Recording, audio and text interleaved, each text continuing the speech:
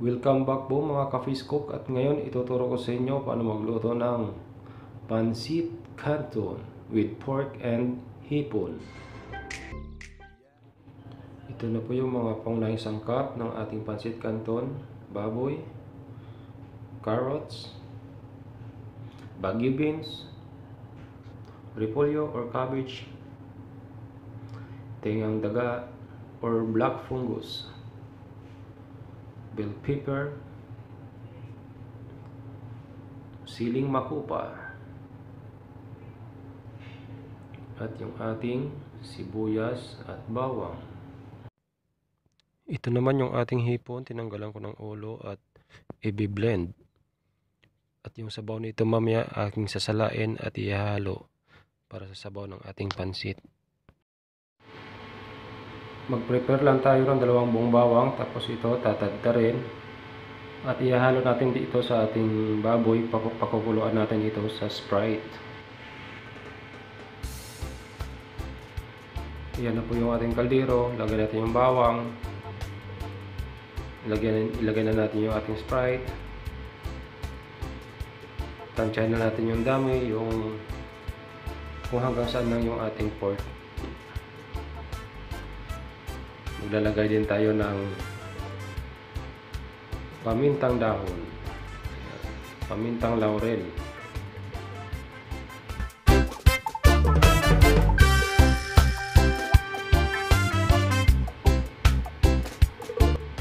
tapos lagyan din natin ng ating panimpla. Yan, medyo kulang pa yung ating Sprite, dadagdagan natin ng kaunti. Yan, okay na po yan. Pakukulan na po natin siya.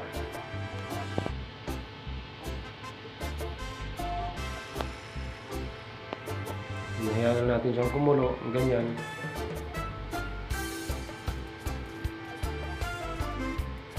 Then after 10 minutes, yan, check na natin yung balat, yung pwede na siya matusok ng tinidor. Okay na po yan. Hindi siya overcook, hindi rin siya hilaw.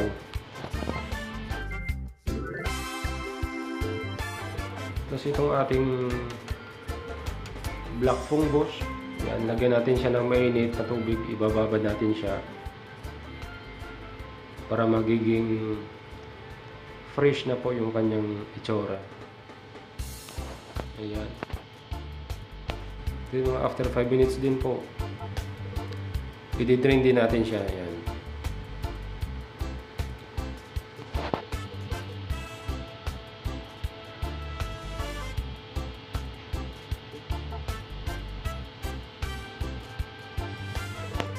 Ayan, pwede na tayong mag-isa. Pag mainit na yung ating kaldero or kawali, lagyan natin yung ating mantika.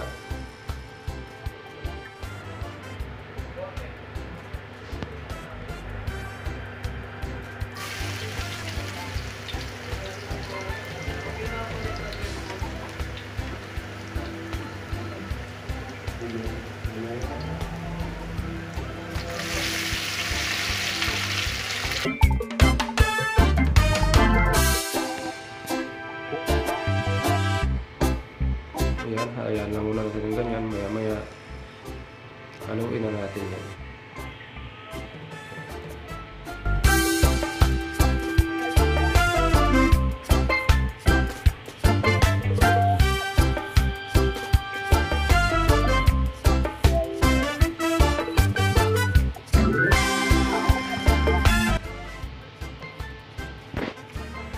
Pwede na po natin ilagay yung ating baboy.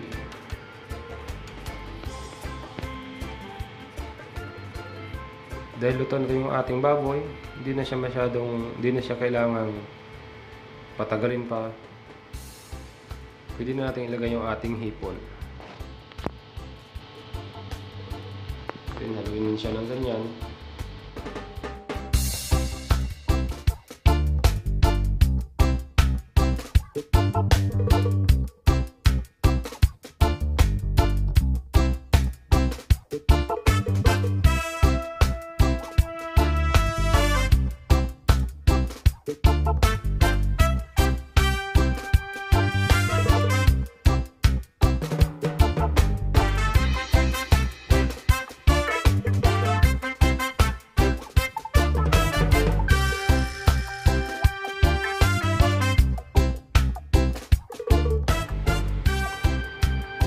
malasa, hindi ako gagamit dito ng toyo. Oyster sauce po ang ginagamit ko sa pansit. Ayan, lagyan na natin siya.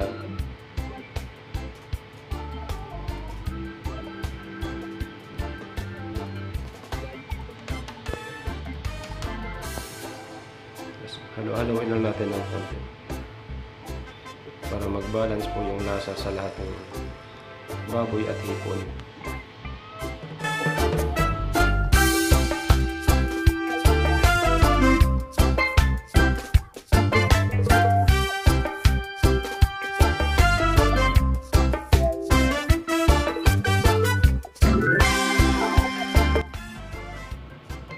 Tapos pwede natin ilagay yung ating carrots saka Baguio beans.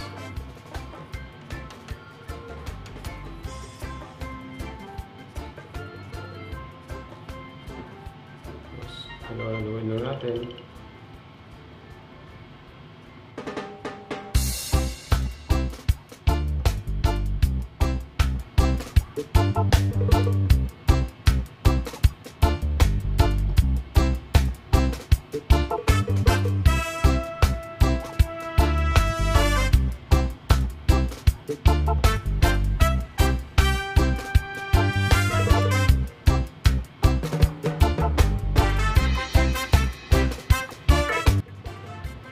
After 2 minutes, pwede na natin ilagay yung ating tengang daga.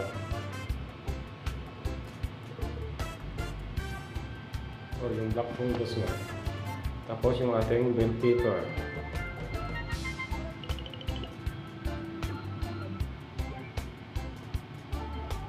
Tapos haluin na din po natin.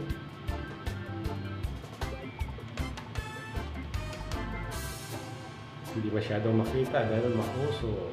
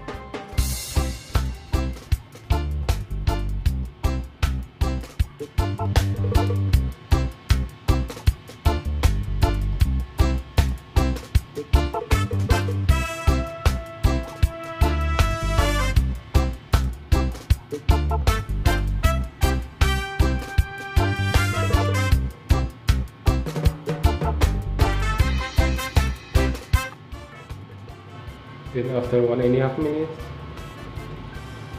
pwede na natin ilagay yung ating repolyo. Paghahaluin lang po natin ng maayos hanggang magpantay-pantay din.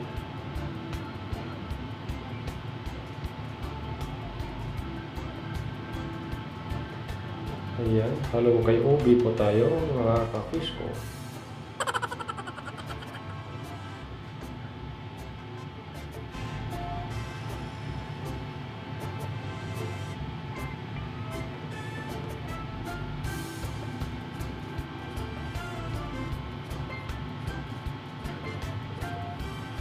Paglagay natin ng ating repolyo, wag mo nating tantanan sa paghalo hanggang sa ito'y maluto.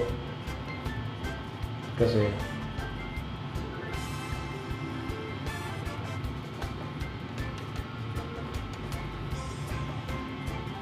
yan, malapit na po.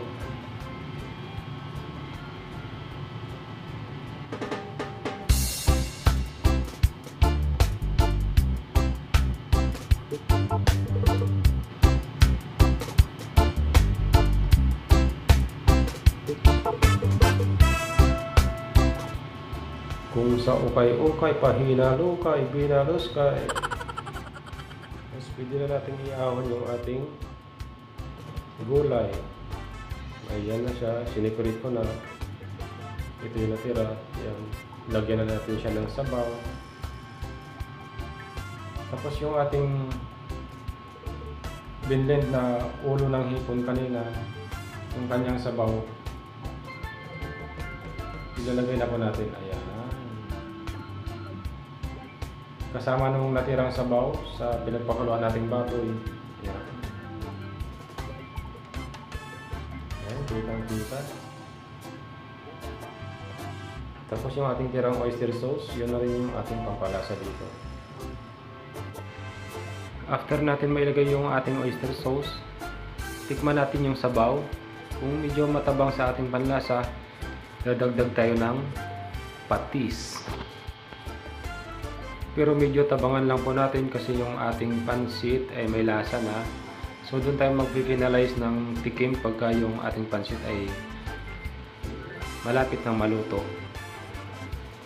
Ayan, sige, buhos lang natin. After natin ilagay lahat ng ating pansit, doon na natin siya paghahaluin.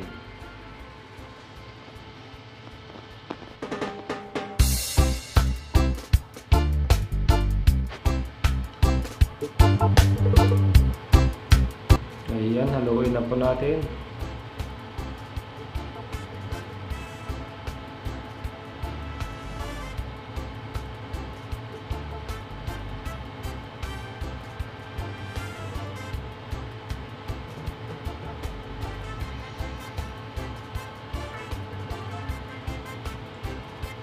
Pag malapit na maluto yung ating pansit, lagyan natin siya ng paminta. Pamintang durog, yung powder.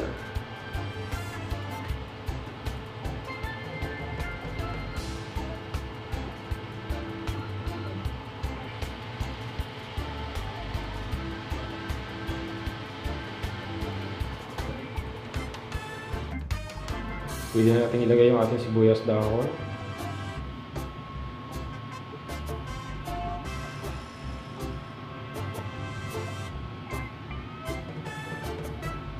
Ayan mga kapisko, mausok-usok.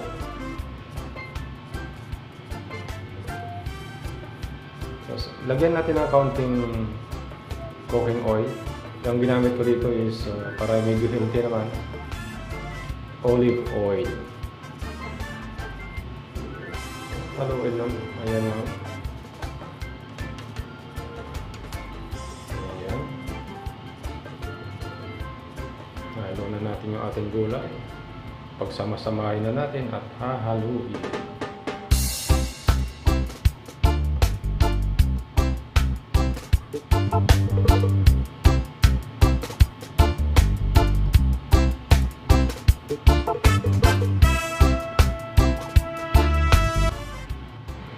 Pag nahalo na ho natin ng maigi, ayan, pwede nang patayin yung ating apoy.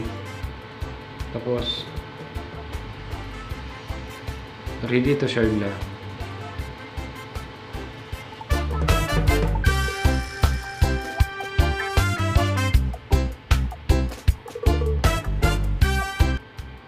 Ayan, nailagay ko na sa pan.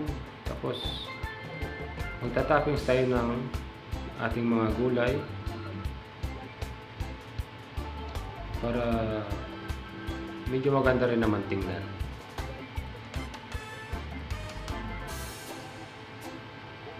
Kalat lang natin ng konti sa kanyang taas.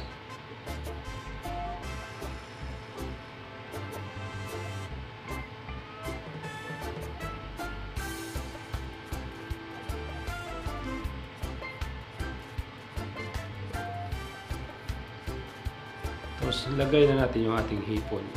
Toppings.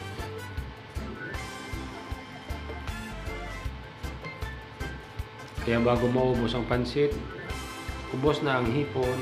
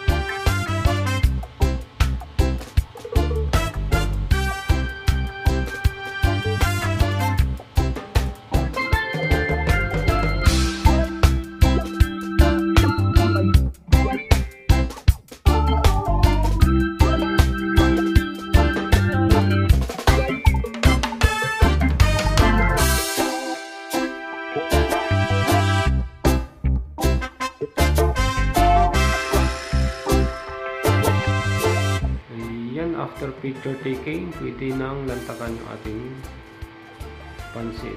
Ayan yung ating pork.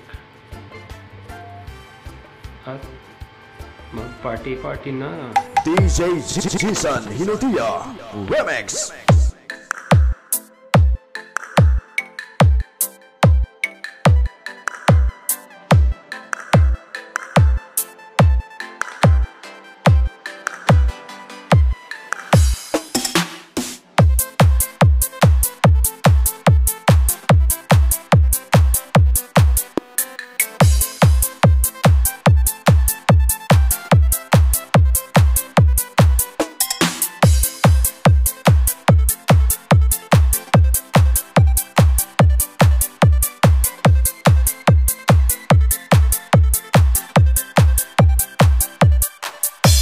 DJ Jisan Hinotia Remix.